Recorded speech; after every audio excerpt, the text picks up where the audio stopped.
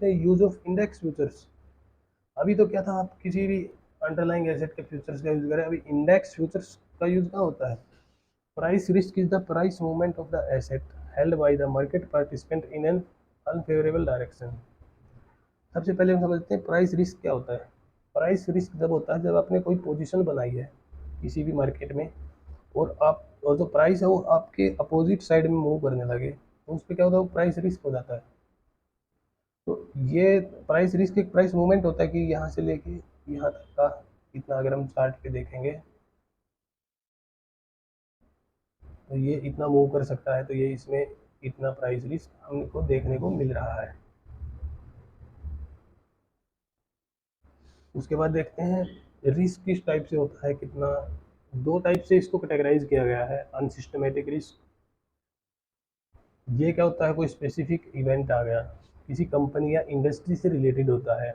अगर आपने देखा हो अडानी कुछ टाइम पहले बहुत ही बुरे तरीके से फॉल हुआ और लगातार गिरता रहा, ऐसे ऐसे ऐसे आ गया, तो इसको हम क्या बोलेंगे, ये स्पेसिफिक इंडस्ट्री या स्पेसिफिक कंपनी से रिलेटेड जो रिस्क होता है, ये यूनिक टू स्पेसिफिक इवेंट, तो इस टाइप के रिस्क को हम बोलते हैं अनसिस्टमेटिक रिस्क। जैसे अडानी में हुआ था पिछली बार, क्योंकि सारी मार्केट गिरी पर सारी मार्केट नहीं गिरी पर अडानी गिर गया। इसके बाद देखते हैं, अगर किसी ये ना स्पेसिफिक कंपनी से रिलेटेड होता है या फिर एक स्पेसिफिक इंडस्ट्री से रिलेटेड होता है। इसके एग्जांपल से, अगर फैक्ट्री के वर्कर्स उन्होंने स्ट्राइक कर दी तो उसके प्रोडक्शन और सेल्स पे इफेक्ट आएगा, और जो इफेक्ट आएगा तो रिस्क क्या होगा, रिस्क पे प्राइस मूव करेगा और रिस्क भी बढ़ जाएगा। उसके बाद देखते हैं हम सिस्टमेटिक रिस्क। सिस्टमेटिक रिस्क वो होता है जहाँ पे आपको पूरे मूवमेंट एक जनरल मार्केट में देखने के लिए मिले, पूरी इकोनॉमी में आपको वो मूव दिखे। उसके लिए कोविड-19 जब आया मार्च 2020 में इंडिया में, तो क्या हुआ, वो एक सिस्टमेटिक रिस्क बोल सकते हैं उसको, क्योंकि पूरी इकोनॉमी को ही नीचे लेके गया। और उसके बाद क्या हुआ, उसके बाद देखो ऐसे चल रहा था, ऐसे आया, एक डबल पैटर्न बनाया, यहाँ पे गया और मार्केट ऐसे स्टार्ट हो गया। तो ये यहाँ से यहाँ तक का जो मूव था ये रिस्की तो था। यहाँ से ब्रेकडाउन होने के बाद जो भी मूव किया इंडेक्स ने, ये सिस्टमेटिक रिस्क था। सिस्टमेटिक रिस्क क्यों बोलेंगे इसको, क्योंकि इसका असर पूरे सिस्टम पे था। अभी देखते हैं एग्जाम्पल ऑफ मार्केट रिस्क और सिस्टमेटिक रिस्क। इसमें वही बात है कि कोई फिजिकल पॉलिसी आ गई जो कि पूरी मार्केट को अफेक्ट करेगी। फिजिकल पॉलिसी पूरे मार्केट को अफेक्ट करेगी, ये भी सिस्टमेटिक रिस्क हो गया। Depreciation of domestic exchange rate, कहीं पे एक्सचेंज रेट में ही ऊपर नीचे हो गया तो क्या होगा, इससे भी पूरी मार्केट अफेक्ट होगी। कहीं पे वार हो गया तो इससे तो वर्ल्ड का मार्केट ही अफेक्ट हो जाएगी। तो इस टाइप से ये क्या होते हैं, सिस्टमेटिक रिस्क, जो पूरे सिस्टम में रिस्क आए एक साथ, वो सिस्टमेटिक रिस्क।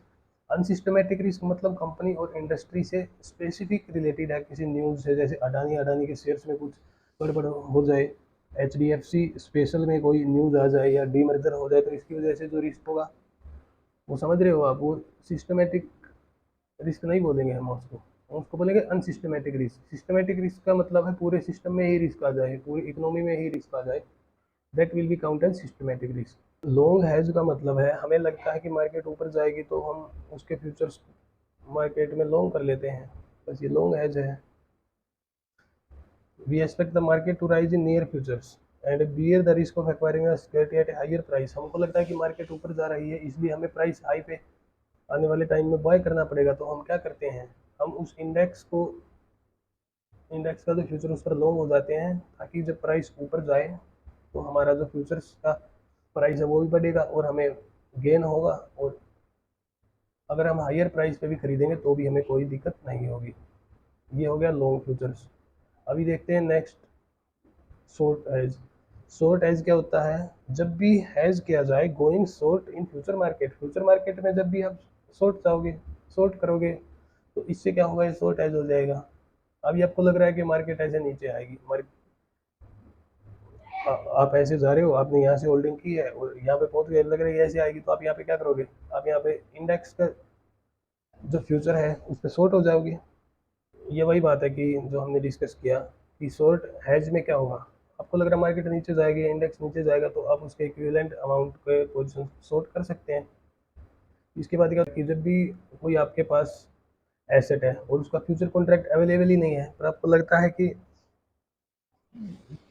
हमें इसको हैज करना चाहिए, तो उसके इक्विवेलेंट